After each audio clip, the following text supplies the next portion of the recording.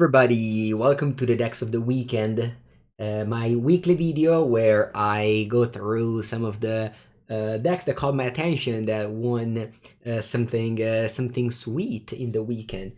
And let's start with this very special deck by X-File. I've streamed it this morning, and I've been impressed. I have to say, he won the challenge this weekend with this deck out of the blue. Honestly, this is my first time seeing Invasion of Ikoria, and it's been very impressive. So this is like a Finale of Devastation. You pay X and 2 green, and you tutor up a creature, you put it in play. But it's much more than that, because you can tutor up the X Mage, remove its 6 loyalty. This is a battle, the new type of card. So you defeat the battle thanks to X Mage immediately. And you get the backside of Zilota, Apex of Ikoria. Boom! You get an 8/8. And I've actually got to beat, you'll see it in the video, but I got to defeat Mono Red Burn, whatever, Burn, out of nowhere, just attacked for 20, they had blockers, but thanks to Zilorta, I was able to go through with the shadows. But yeah, most of the time I was just picking up for 3 mana Shadow. Another sweet curve is like you play a turn 2 Shadow, on turn 3 it's a 6/6 because you dealt yourself so much damage between Shocklands and Thoughtseize, and also my opponent was attacking me. So I was able to play Invasion for 3, attack the Invasion, and get the 8/8 back. I guess that wasn't turn 3, maybe it was turn 4. But anyway, I've been impressed. This is another, also a dress down deck, because you can pump the Shadow this way. Kind of awkward with Tarmogoyf, right? Because dress down, of course, is good against Tarmogoyf, but it doesn't die. It's a 0/1. And the dress down is very good against Urza Savios, so Spreading Seas, and the 4th dress down. Grist is a card you can tutor up with Invasion of Ikoria, as well as Dryad Arbor. Honestly, though, I found the lack of Forest kind of concerning, so maybe we should play one forest somewhere in the 75, but this deck is good, and I think it might be one way to revitalize that Shadow card in Modern. There is also another sweet deck that I think is gonna be interesting, and that is the Elementals featuring Nissa Resurge Animist.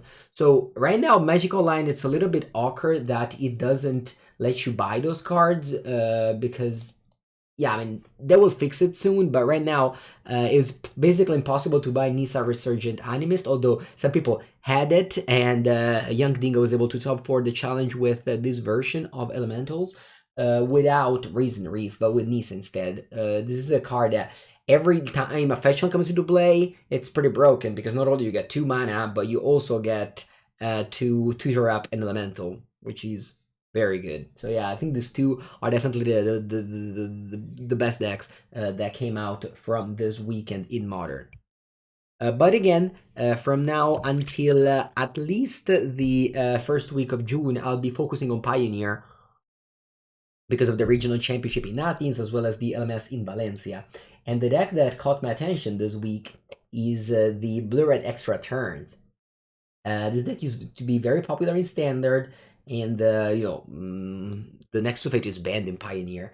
You have Chandra Hope's Beacon that doubles the next spell you play, so you can, and if you untap with Chandra, you go Aaron's Epiphany, you win the game. Or if you have a lot of mana, you can go Chandra plus 2 mana, and you can cast this from the Foretell Zone. Unclear if this is better than Creativity. Maybe it is not, but I guess you have a go bigger plan against the various Niv Mizzet, which won the Pioneer Challenge yesterday, or the Rakdos decks. Divide by Zero is just seeing more and more play in this Izzet deck, mostly as a efficient. Actually, I wouldn't say efficient answer against Shieldred, because of course it doesn't kill it, but like they play for mana Shieldred, you can like bounce it if you're tapped out, or return it with it on the stack, pick up a Environmental Science, Mascot Exhibition, or Teaching of their Cakes. It's very good tempo swing that these decks can capitalize on. So I definitely see a lot of Divide by Zero these days, as well as Volcanic Spite, which is a great upgrade to Fiery Prophecy, because this can go on a Planeswalker too. Regular Bankbuster also very popular right now, with Rakdos being kind of everywhere. You want to make your own card advantage engine, kind of what we're learning in Standard, but at the same time, this deck doesn't play Fable of the Mirror Breaker, which always feels to me like it's wrong, like not playing Fable when you're a mid-range deck with red mana, it's like maybe you could just play Fable, you know. Instead, we're playing for Behold the Multiverse, Memory Deluge, and some 7-drop. So definitely some interesting deck building. Again, this deck won a Pioneer RCQ, so keep it in mind. And if you like some extra turns, I like this deck. Let's go over the Legacy Challenge that we had the showcase. My friend Javier Dominguez, he top forward with Jeskai Control. We were brainstorming about what to play, and I said that Control is very good in the meta game. He said, yeah, I've been wanting to play Control list. Do you have one? And just, yeah. But that is not my deck of the week. That's just Jeskai Control. I've been posting Jeskai Control in every decks of the weekend basically. Now Control is really good. What I have instead, it's this Team Rhinos deck that actually got to defeat Javier in the semifinals. This one was played by Echo Baronen. He's one of the best Magic Online player. He went back-to-back Showcase Top 8 Pauper Legacy this weekend and got there always with different decks. Last time he Top 8 at Showcase was Red Green Initiative, and now Team Rhinos? Like, we don't see this deck, like, ever. Like, this has been, like, a deck in Legacy, but you very rarely see this deck doing well, and just Echo Baron and picked it up, wins with it. What do we got here? So we got 18 lands plus 8 Simon Spirit Guide, so you can cascade as early as turn 1, and then, you know, we all know this deck in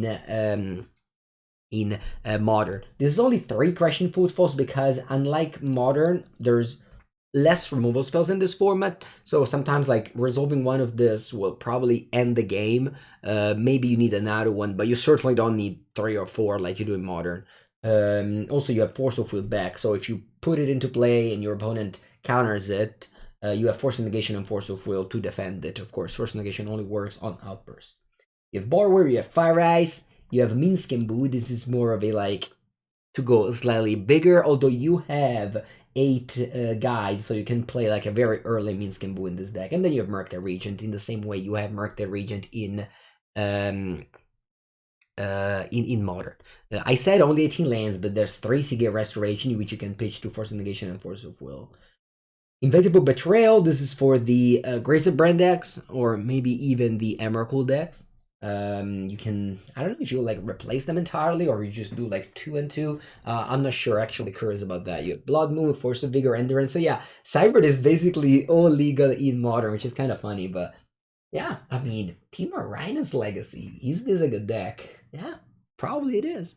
And that's it for my decks of the weekend. Hope you have a great rest of the week. And yeah, YouTube channel of Mengu, 1 video every day. Modern this month, a lot of Pioneer and also, of course, Legacy Pauper here and there. Bye!